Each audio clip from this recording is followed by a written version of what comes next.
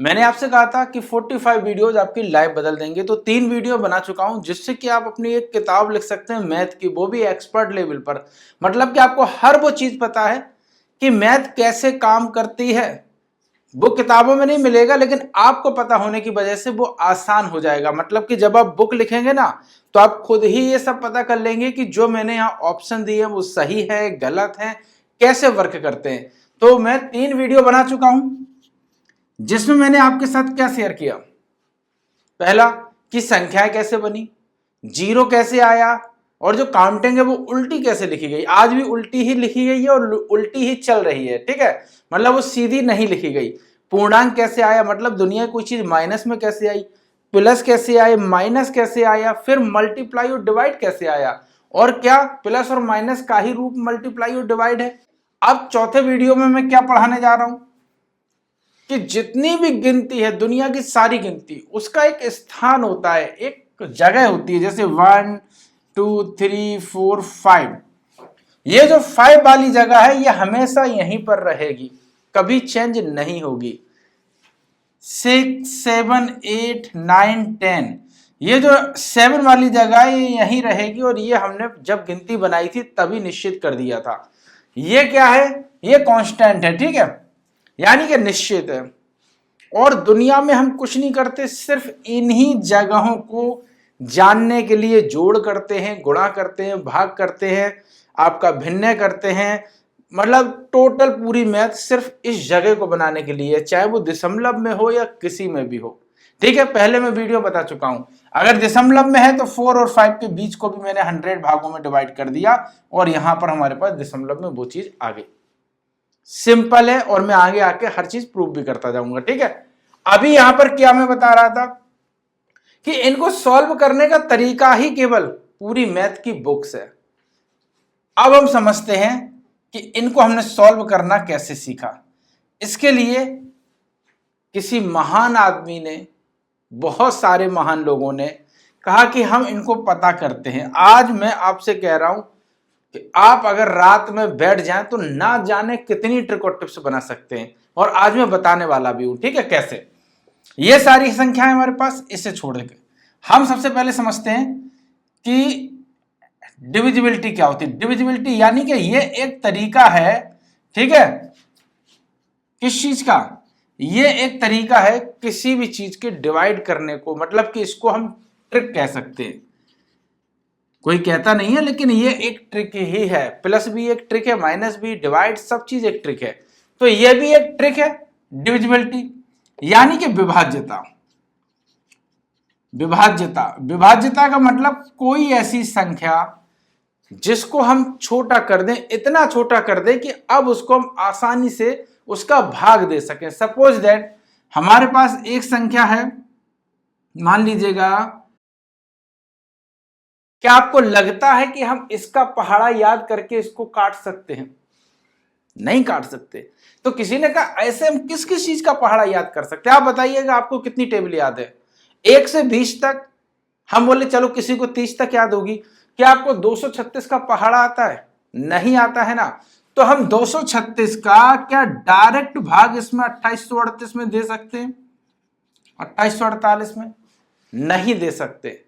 तो किसी महान आदमी ने सोचा होगा कि क्या कोई और तरीका है ही नहीं इसको सॉल्व करने का। बहुत दिमाग लगाया होगा, बहुत ज्यादा दिमाग। आज हमें सब आसान लगता है, लेकिन दिमाग बहुत लगाया होगा।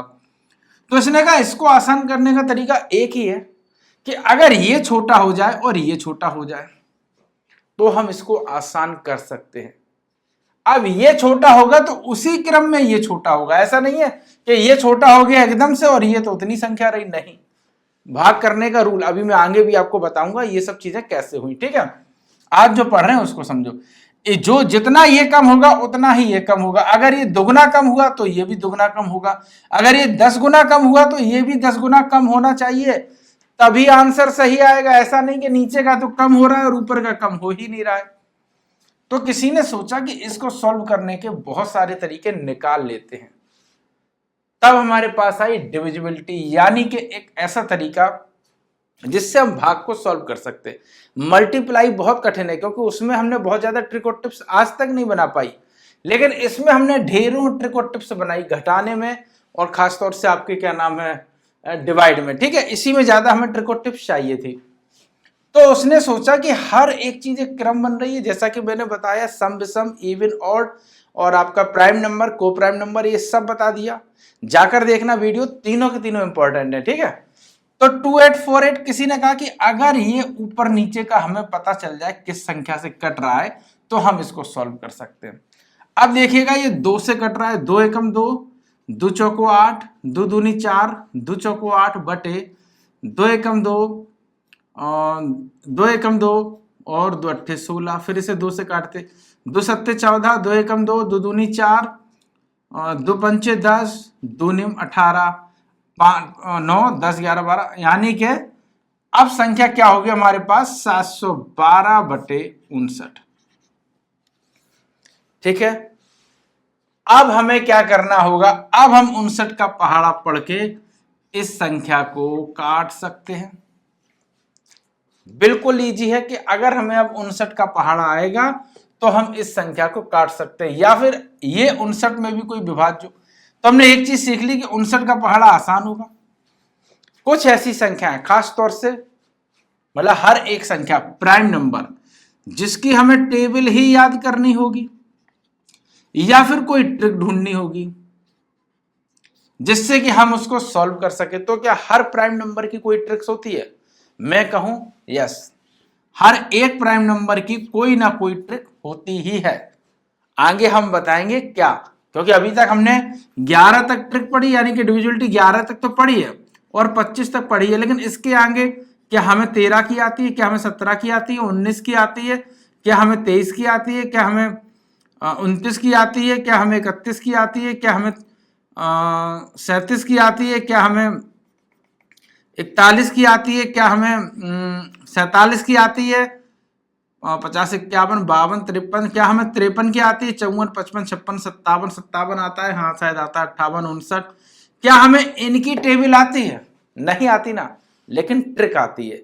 अगर उसमें पूरा पूरा डिवाइड जाएगा तो हमें ट्रिक आती है, उस ट्रिक के आधार पे हम कर सकते हैं। तो ये ट्रिक भी हम बताएंगे। इसकी क्या, किसी भी संख्या की आप किसी भी संख्या से आप भाग देकर ये पता कर सकते हैं उस संख्या से कटेगी या नहीं कटेगी, ठीक है। आगे बताएंगे, क्योंकि अभी हम सिर्फ ये बताने जा रहे हैं कि जब आप अपनी बुक लिखेंगे तो कैसे चीजों को समझेंगे।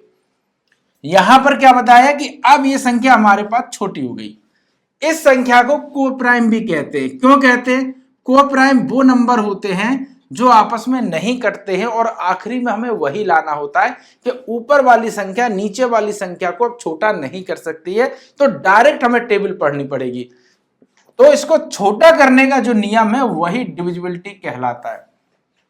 आज समझ में आया कि भाग देने को मतलब जब दो संख्याएं हैं, एक का भाग देते हैं तो उसको हम धीरे धीरे करके छोटा करते चले जाते हैं, और जब वो छोटा हो जाता है तब हम उस संख्या को, मतलब जो आखिरी में को प्राइम नंबर बचता है, उसी संख्या को जिसमें हम जब हम छोटा कर रहे हैं वो सारी संख्याएं हमारी क्या है, डिविजिबिलिटी में आती हैं। यही एक हमारा रूल है। अब हम समझते हैं डिविजिबिलिटी काम कैसे कर रही है। ये तो समझ में आ गया कि कैसे इसने चीजों को छोटा किया और काम किया। अब इसको हम आगे समझते हैं, और आप कमेंट करके बताइएगा सभी बच्चे जितने भी हैं कि कहीं मैं लंबा वीडियो तो नहीं बना रहा हूं, क्योंकि शॉर्ट बनाऊंगा तो फिर आप बुक लिख नहीं पाएंगे। अब 2 की डिविजिबिलिटी क्या है? विभाज्यता, या फिर मैं डिविजिबिलिटी डायरेक्ट लिख देता हूं, ठीक है। इसको विभाज्यता भी कहते हैं, यानी कि पूरी तरीके से कटना, शेषफल नहीं बचना, ठीक है। एक बात ध्यान रखिएगा, डिविजिबिलिटी का मतलब ये नहीं कि कोई संख्या आधी तो कट रही है और फिर आधी नहीं कट रही है। पूर्ण रूप से विभाजित होना। तो 2 के लिए क्या है देखिएगा, 2 4 2 3 6 2 चौको 8 2 5 10। अगर यहां पर हम संख्या लिख देते 11 12 13 14 15 16 17 18 19 20 21 22 23 24 25 26 27 28 29 और 30। तो 2 के लिए क्या है देखिएगा, 10 फिर 12 फिर 22 14 24 16 26 18 28 20 30। तो किसी ने कहा कि हर एक अंक का मतलब पीछे जो आखिरी वाला अक्षर है वो 2 4 6 8 0 आ रहा है।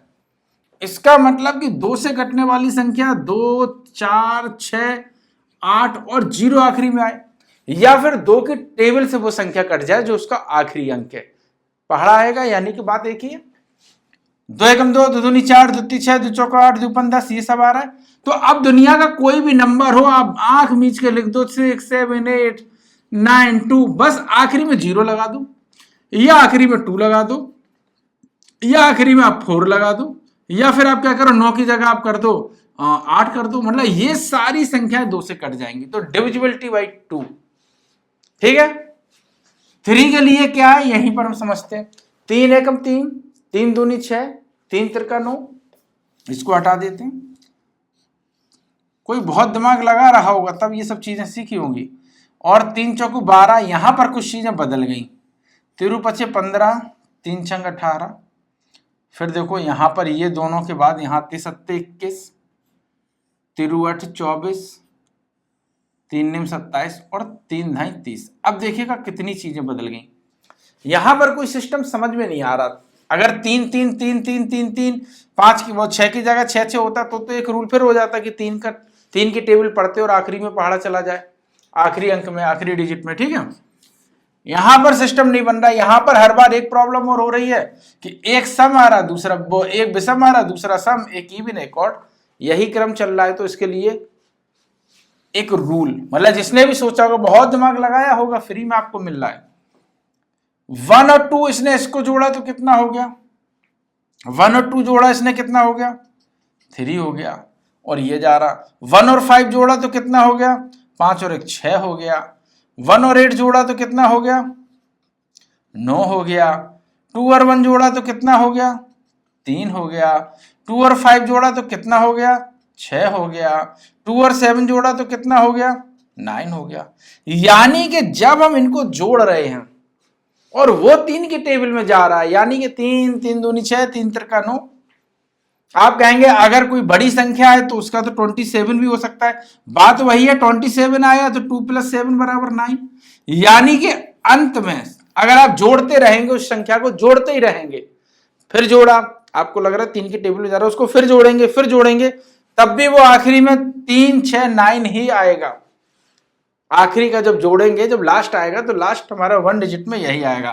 तो एक चीज सिद्ध हो गई कि वो संख्या जोड़ने पर, क्या अंकों को जोड़ने पर वो 3 से विभाजित हो, अंकों को जोड़ने पर, ठीक है, 3 से पूरी तरह कट जाए, पूरी तरह कट जाए। यहां पूरी तरह बहुत इंपॉर्टेंट है, ठीक है। अगर पूरी तरह नहीं कटेगी, शेषफल बचेगा, तो वो संख्या 3 से कटेगी नहीं, ठीक है। तो ऊपर नीचे की संख्याएं आप जोड़ लेना। इस संख्या में क्या 4 5 6 6 12 13 14 15 16 17 18 19 20, ये क्या बनाया तुमने, 3 बनाया था, 20, ये 8 21 22 23 24 25 26 27 28 29 30 31 32 33 34 35 36, ये 3 से भी कटेगी क्योंकि 36 आ गया।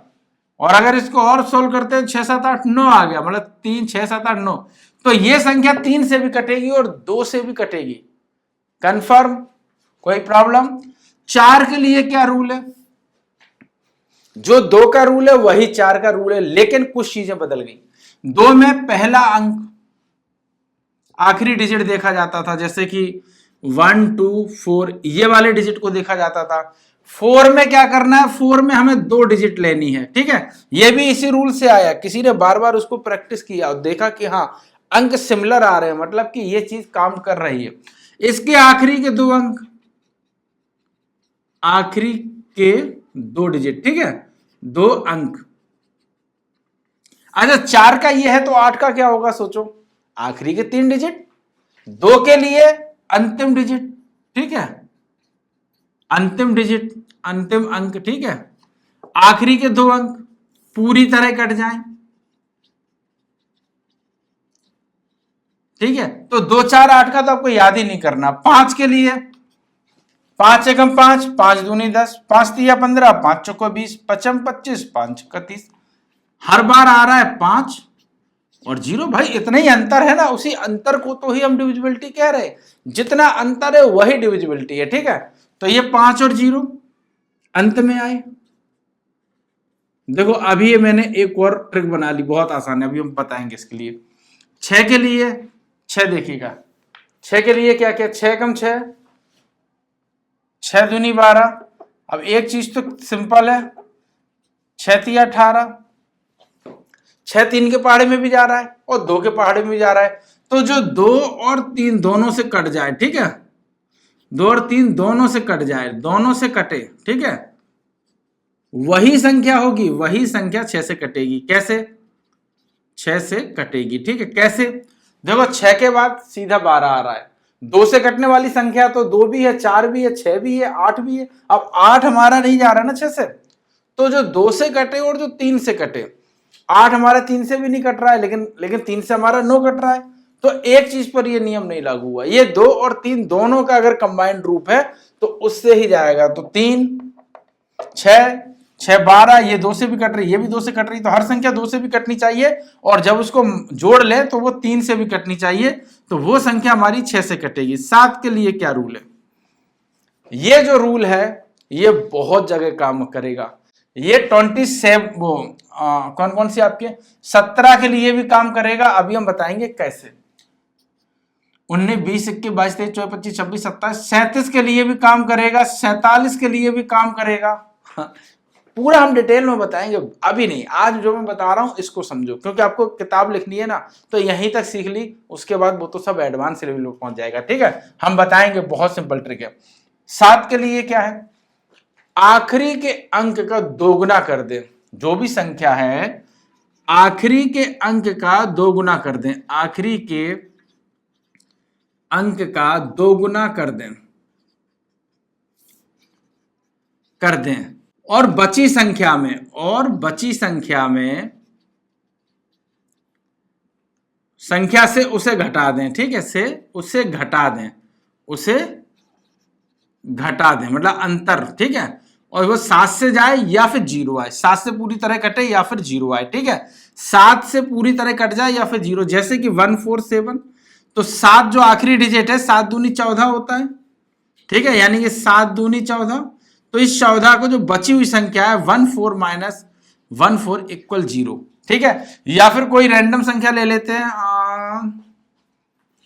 28 माइनस 28 और या हम लिख देते हैं 29 4, तो 4 गुणे 2 4 दूनी 8, ओके, 4 दूनी 8, और 29 हमारे पास क्या है, 29 में से हम 8 घटाएंगे तो हमारे पास बचेगा 21, 7 या 21, 7 की टेबल में 21 आता है, यानी कि ये संख्या भी हमारी 7 से कटेगी।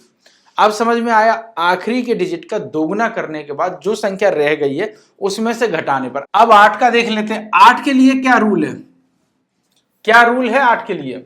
8 के लिए वही 2 के लिए क्या था, लास्ट आखिरी का जो अंक है वो 2 से कटे।